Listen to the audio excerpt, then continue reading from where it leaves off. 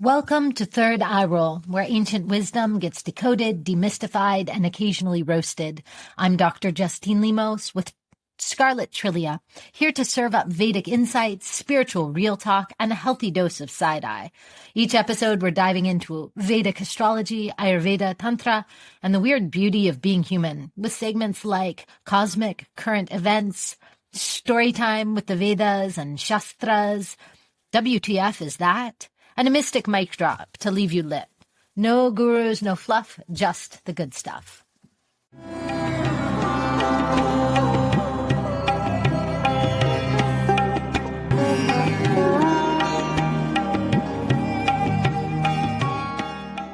Welcome back to Third Eye Roll. I'm Dr. Justine Lemos, and I'm here with Scarlett, Trillia. Today we're talking about the mystical number 108 and its relationship to the sun and the moon and Vedic astrology, as well as this recent eclipse and the next eclipse cycle that we're moving into. How are you today, Scarlett? I'm great. I'm a little disheveled here, but me too. Maybe that'll defer some of the sexual harassment we get when we go live on YouTube.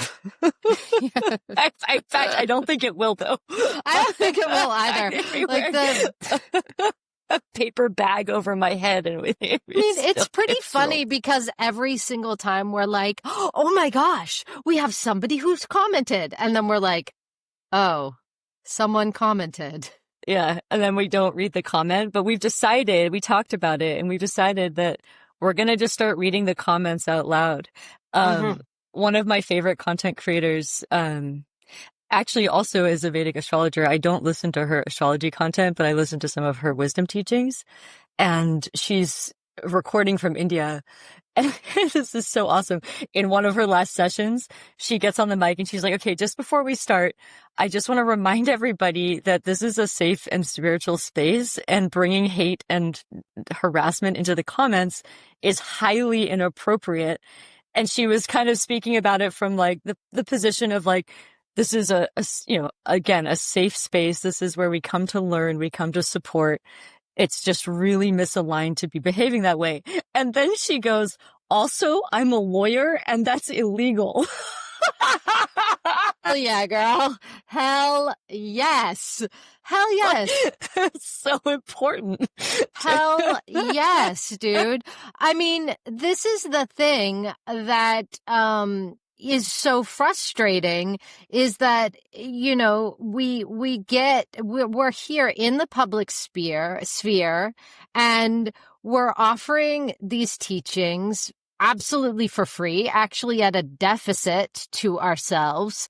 People really enjoy this, and yet we have to field harassment. It's like the equivalent of just wanting to walk down the street and go to work and having to mitigate like the male gaze and male harassment all the time. And that's exhausting. It's absolutely exhausting. It is. Yeah. And it's not unique to us in any way. I mean, no.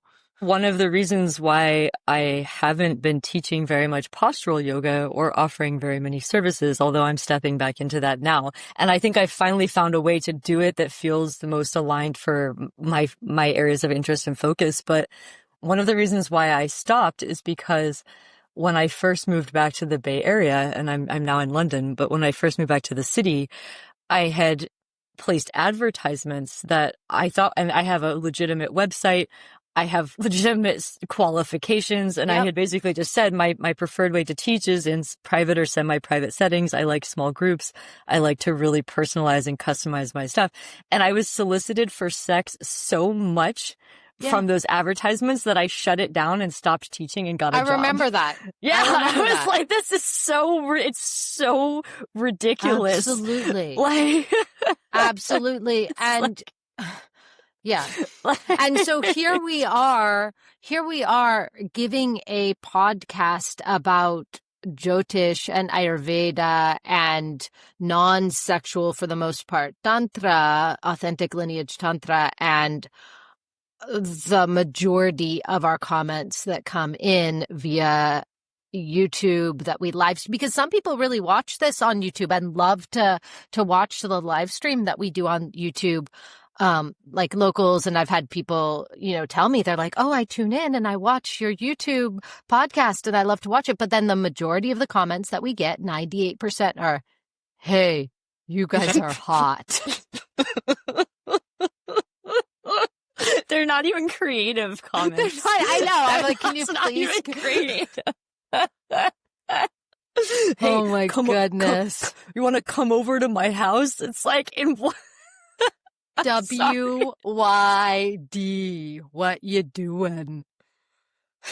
And then let's talk about the harmonic ratio between the divine masculine and feminine. Yes, because let's talk about the harmonic ratio between divine masculine and divine that feminine. Exist. Because that does exist. And in doing this work, unfortunately for us, you could put us in the category of being both healers and teachers. In doing that work, we expose a lot of shadows.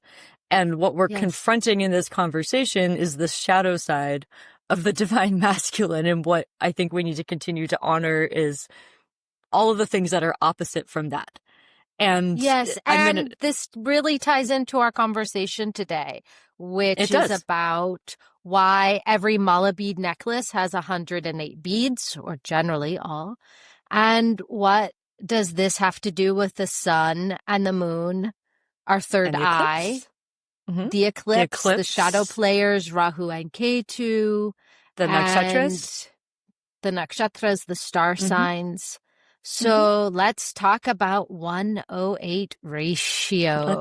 Let's talk about it. And as a little bit of a lead-in and a reminder, today is September 9th. It's not part of our lineage to talk about like numerical portals from the Gregorian calendar, but we do like numbers and we do like math. And in a way, this whole episode is about math or mathematics. So it's also notable that today is the 9th day of the 9th month of the year 2025. 2 plus 0 plus 2 plus 5, 2025 adds up to 9. So it is a rare 999. And this won't happen again, I think, for 72 years, which is also 7 plus 2 is 9. 9. Yeah. 9. And, we do have a system of numerology in Vedic astrology. I follow the one that Harish Johari gives. And he gives, we're drilling upstairs. It's super appropriate. He gives the number 9 associated with the planet Mars. Action. Yeah. Action. And 9 is 108, which we're going to talk about, is 1 plus 0 plus 8 is 9. And so it's a love, and we didn't plan this, but we are doing it on this special day. The total lunar eclipse. I like how, in our last episode, I kept saying the full lunar eclipse, which is, I meant the total eclipse. It doesn't really matter, but every once in a while I listen to myself. I'm like, who taught you to speak English? I'm like, no. Was it non-native English speakers? I don't know. Maybe. But I listen to myself and I'm like, wow, I am really intense about this. Actually, I have to do another little detour, and then we really are getting to 108. So I was teaching in our Ayurvedic yoga teacher training this weekend, and one of our dear Sangha friends had been listening to the podcast, and they go, I'm a huge baseball fan, and actually 108 does relate to baseball. Okay. But this person goes, it's like, you're the announcer and Scarlett is the color. Because when you listen to baseball or like sports announcing, there's always one person that does the play-by-play. And then there's the color who just like adds the spark and like just adds the banter, the commentary to make it listenable. So I like that. And then this person was like, well, sometimes Scarlett does the play-by-play and you're the color. So I think today, Scarlett, you're the play-by-play and I get to be the color.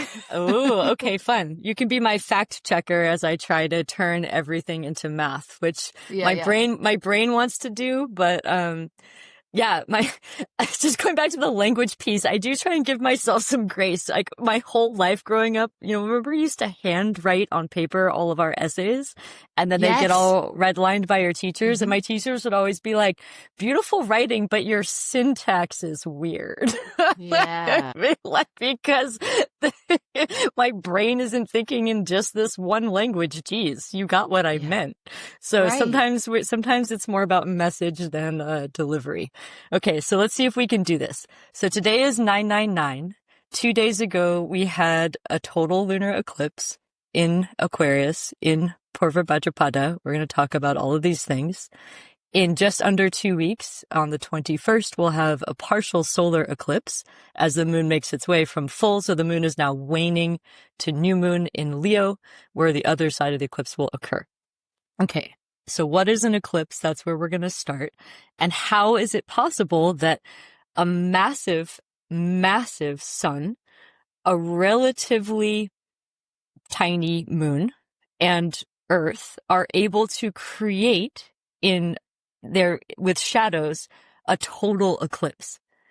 And it's to do with mathematics. And it becomes sacred. And I always doubt myself when I explain this, even though I think I know exactly what I'm trying to say. So here we go. The reason why this happens, and it was a certain number of years ago that I forgot to look up, but it's been in about the last, 65,000 years or something like that this ratio between the sun and the moon and the earth has existed. And it will not always be this way. And in these spiritual sciences that we study, this harmonic ratio that creates these perfect eclipses is related to the evolution or the emergence and evolution of human consciousness. And now remember that the sun is the karaka, the planetary indicator of the soul, and the moon is the karaka of the mind primarily and the emotions and the inner world. These are also, and this goes back to the earlier point, the divine masculine concept or principle of consciousness, pure consciousness, Shiva, and the divine feminine principle of energy or Shakti. And the Shiva and Shakti. I want to give color here. Yes, please. For the friends who are in our Ayurvedic yoga teacher training, these are also Purusha, the sun, and Prakriti, the moon, which, Perfect. Okay, now you continue on. And I think we could also safely say this is like Agni and Soma too. Yes, Agni and Soma. So and for teacher trainers, fire and nectar, or fire and water. Yep. And it can also be, and we won't go and go, but we could do a lot of binary opposites coming into harmony in this conversation. Another one that we talk about a lot, and some of my students, we've been doing more breath work recently. So Ida and Pingala, actually in that order, that would be the lunar and solar, or the cool and hot Ida, Pingala, the side channels, the nadis that wrap around the sympathetic and parasympathetic nervous system, which also relate to Rahu and Ketu, the two nodes of the moon that cause the eclipse. 7 visible planets, 7 chakras. We talked about this on an episode. Then Rahu, Ketu, which are the side channels. And we have to be okay with multidimensional reality and things being both the sun and the moon, and also being Rahu and Ketu, and this overlay of symbols and indicators. Okay. Take it away.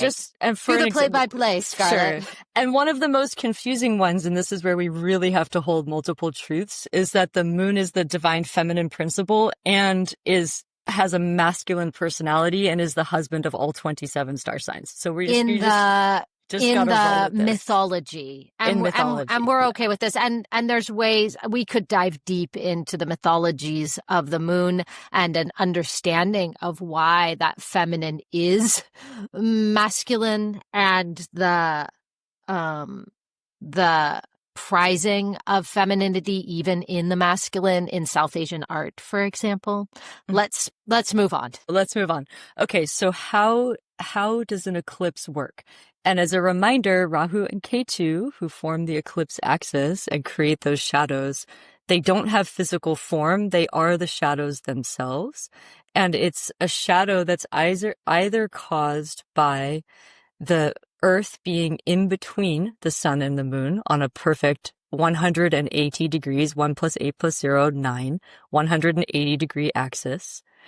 Or when the moon, how is it that the moon is blocking the sun's light? So when we see a partial solar eclipse, the moon is blocking our view of the sun temporarily. So these are literally physical planetary bodies lining up, creating shadows that we consider to be karmic entities.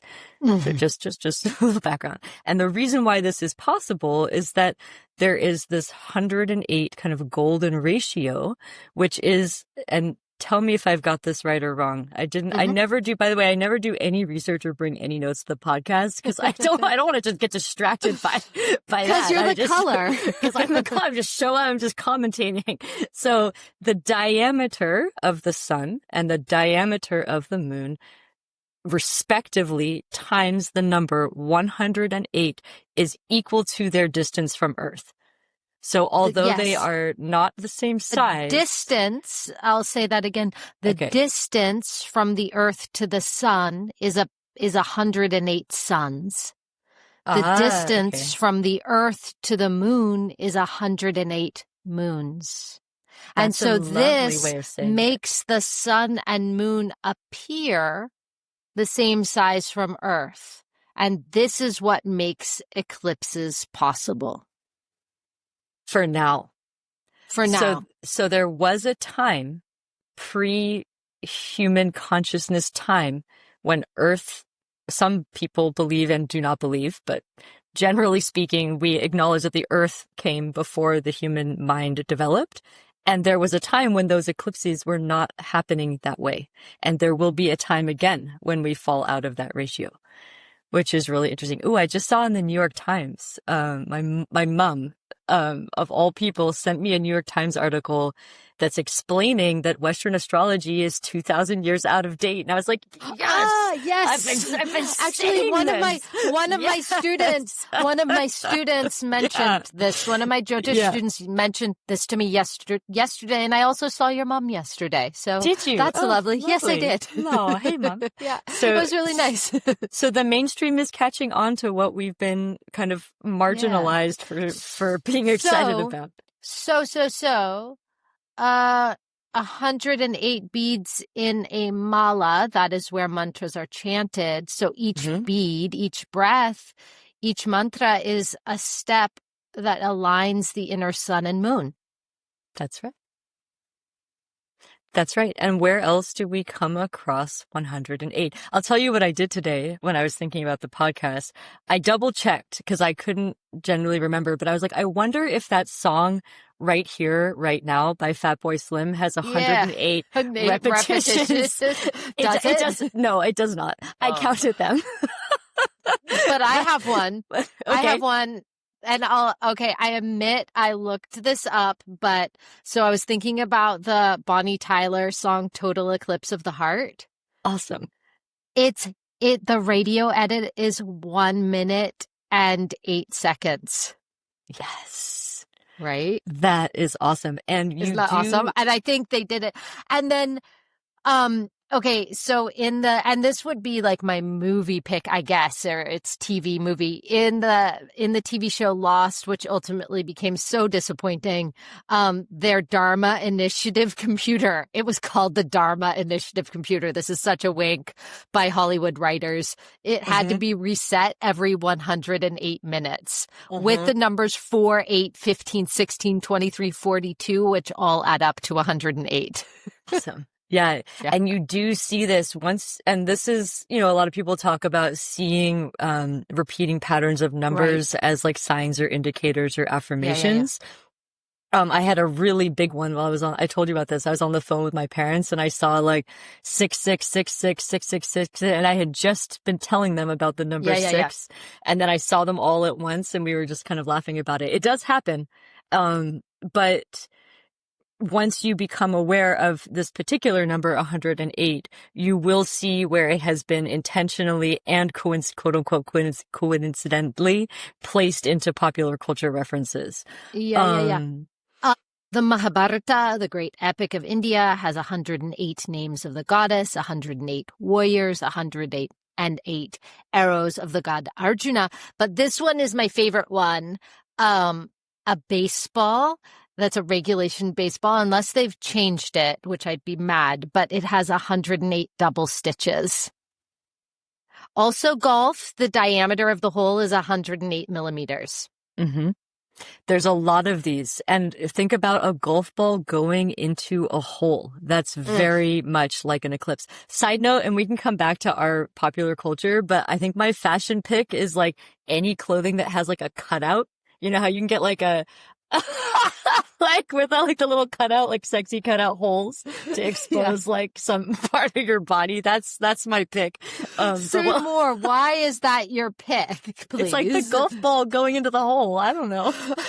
It creates a little shadow. You know, like the shadow. I don't know. Right? It could be the back, like the little teardrop shape. I'm envisioning it. I just don't understand why. I don't know. I mean, like I have a tattoo on my sternum, and so yes, you do. I have a few items of clothing that have a cutout there, and you can see it. But then, like a shadow will fall over it. Whatever. I mean, we'll come back to this. But hang on. So, in the Vedic astrological charts that we've been talking about now now we're into our second season of discussing this topic on air. We come across these same number patterns frequently. So 360 degrees, for example, is 3 plus 6 plus 0 is 9. So you get a lot of 9s and you get a lot of 100s and 8s. And this is it by design? Like, how do we interpret that? Another important example is the nakshatras that we've been speaking about. Yes. There are 27 of them, each with 4 padas, and 4 times 27 is 108. 27, yes. 2 plus 7 is 9. The eclipse axis, like I already said, where Rahu and Ketu are always 180 degrees away from each other, 1 plus 8 plus 0, always 9, which is the high, and again, today's like 999. It's the highest number before the cycle repeats. So it's kind of like the ultimate one. There must be other ones that I'm not thinking of right now, but they'll probably pop out. But I think it's all to say that, you know, we've figured out languages and stories and metaphors to help essentially translate the mathematical reality of our outer world into our, what have we translated it into our inner spiritual development. And it really is like a code, which is why we try to pick The Matrix as our movie pick for every session, because it's just but that's really kind of what we're talking about, where it's like this manifest reality that we're getting to interact with each other in is held together by binary code and by mathematics at the end of the day. That's that kind of.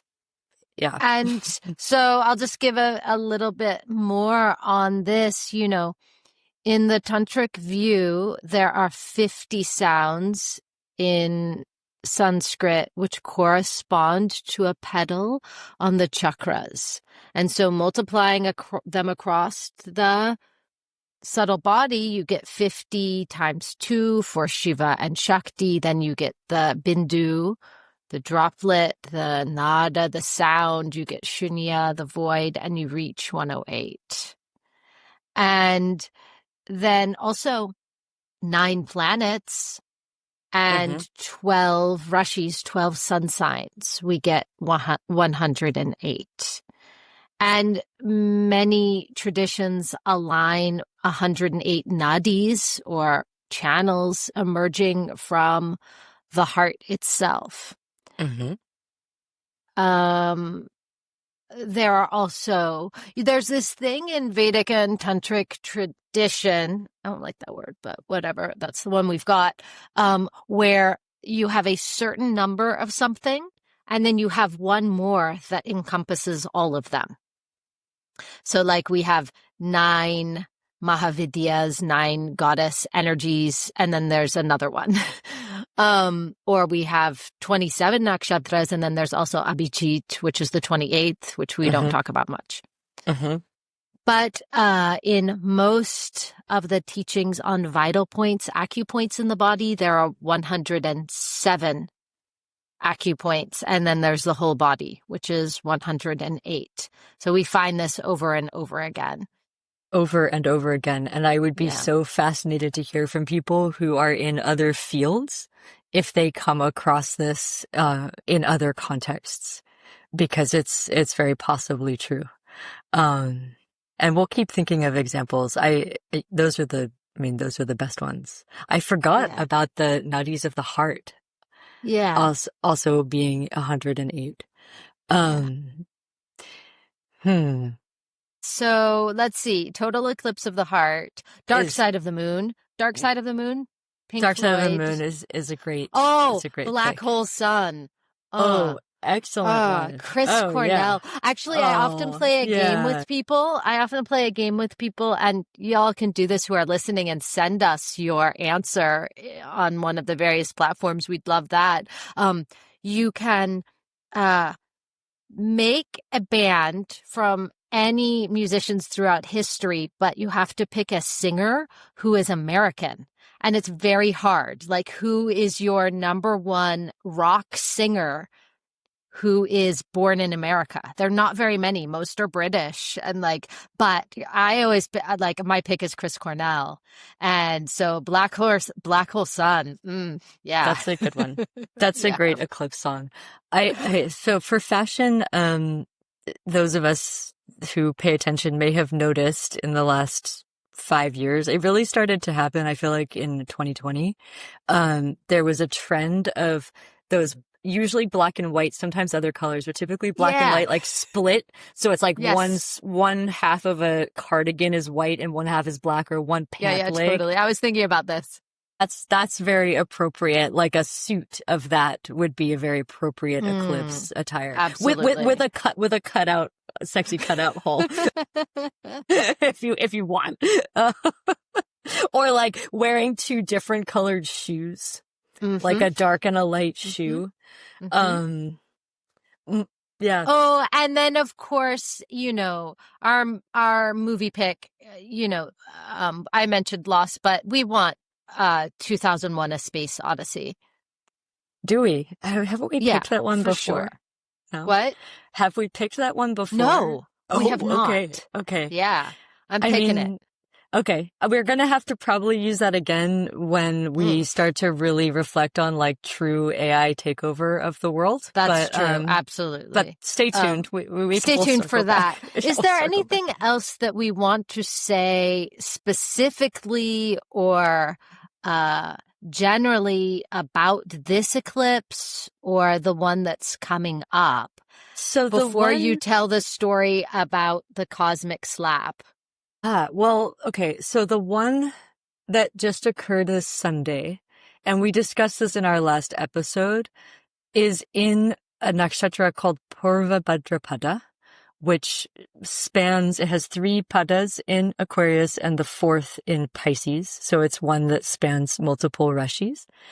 And it carries a symbol of a lightning bolt, which is kind of like a cosmic slap. Like lightning doesn't knock.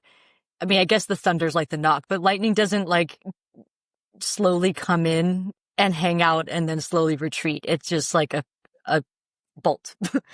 And also the lightning or thunder is called marut in Sanskrit, and it has a lot of significance in tantric teachings. We find it in Vijnana Bhairava Tantra and elsewhere, and it's like this flash of awakening.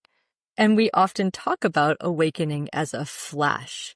I mean, even in popular culture, we'll talk about a light bulb moment of innovation where you suddenly have an idea, a brilliant idea. The light bulb goes on. And what we talked about in our last episode in an eclipse, it's a little bit like when it is literally like the lights temporarily get shut off. And it might be for a few seconds or a few minutes, but relative to all time, it is like a flash of darkness or a sudden shadow. And it's in that shadow time and the days following or the weeks following and even the days leading up to it that massive shifts may occur for the collective and for the individual. Especially with this 999 thing, there's a lot of different channels towards sudden change that are all being presented in this time period and are kind of up for analysis. So an eclipse itself is a lights out kind of elimination moment is usually what it's considered. You don't usually try to bring things in on an eclipse. You usually let things go, turn them off. Let them go away. With the energy, particularly of Purvabhadrapada and this strike of lightning, and it can be related in that star sign also to a strike of enlightenment, like we talked about, or a sudden rising of Kundalini. There can be this. It's kind of like getting slapped to your senses, and I did slap somebody this weekend. I don't think I've ever slapped somebody in my life. It was a stranger. And it was during a conversation, a spontaneous conversation. I was with a friend and this person and this is very similar to how we started the episode where it's like, here we are just trying to do our best thing, our spiritual thing, give our offering to the world. And often these disruptive energies will find their way in.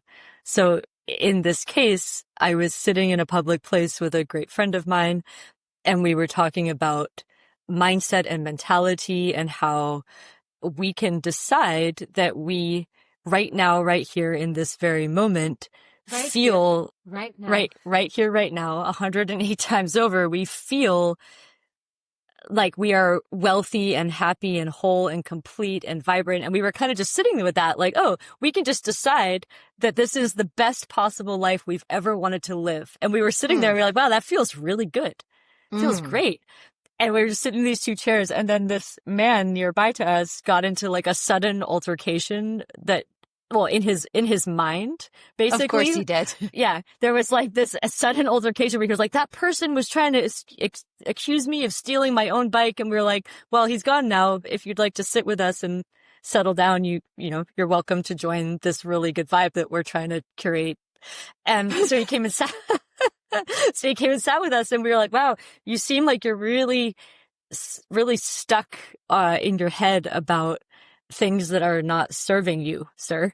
And he was like, yeah, and I was like, I'd like to invite you to relax. Anyway, but long story short, it led to him getting slapped in the face. Bravo. So, it was invited. He asked me to marry him after that, actually. Or like, he was like, I'd like you to be mine. I was like, well, no. But, again, with the totally inappropriate comments from strangers. But all of that. I just well, I mean, that's what they kind of, I'm sorry, that's what they kind of want. It's like that's finally what they want. somebody's. So people do want to be slapped to their senses, and I mean, we typically associate that with a really negative, violent connotation, but the way it played out, it was like this playful, like, wow, he was like, I'm just so tense. It was like, okay, you can relax. And then he was like, could not be in the moment. And I just, for whatever reason, I would just like pushed his face back. Right. And it's like that snap will stay, and we were talking about this. Sometimes a teacher will suddenly strike a student, like in a state of meditation, or like on my way to one of our teacher trainings, I got hit in the head, like cartoonishly, by the handle of a broom. I literally like stood on a rake, and it like slapped me in the face. And also you had a car door right at your ajna after a fire yagya, and we'd been working with Chamunda. And I mean, this is not in any way to excuse violent or abusive teachers, and this is why we have to be very, very careful Just because a teacher hits you doesn't mean that they are enlightened or you are enlightened or any of these things. And yet there is this time, like there are these instances where, and in all of the myths, especially in like Zen Buddhism, etc., where the teacher slaps the student and they are instantaneously enlightened. Well, and I think you can't really plan it. Like it was such an unconscious and strange thing for me to do. Yes.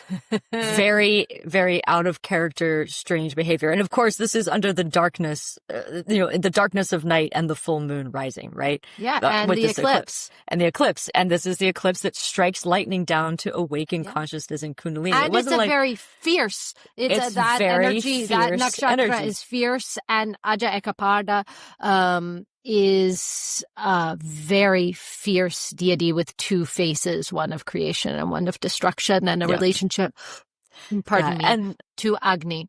And I felt kind of weird about it, but what I realized is that this person was he was kind of admitting it to us, like a rock bottom moment in this person's life. And he was like, wow, you guys are just so cool. Like, it feels so good to be near you. And we were like, yeah, and you can decide right now that you want to be happy. We're all sitting in the exact same place, doing the exact same thing. You can make the choice to decide that this is the life that you want to be living.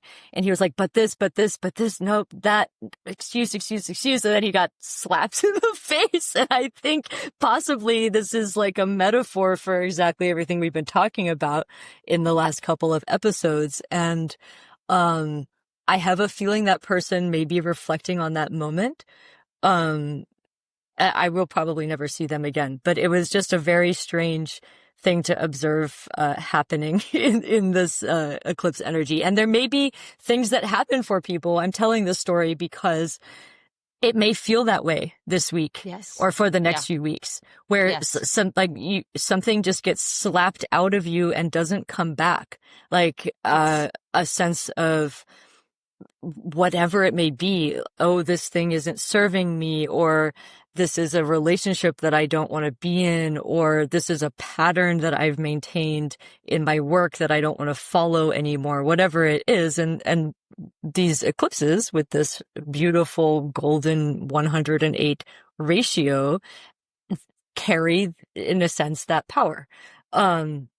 Which is also, you were saying, we chant the mala 108 repetitions of a mantra. And what we're doing is creating a sound vibration, a specific sound vibration that works to alter our karma and our consciousness. Correct. That's what it is. That's what it is. I think we've done it. Have you we for done tuning in. We'll see you next week. Right. Om Namah Shivaya. All right. All right. Okay.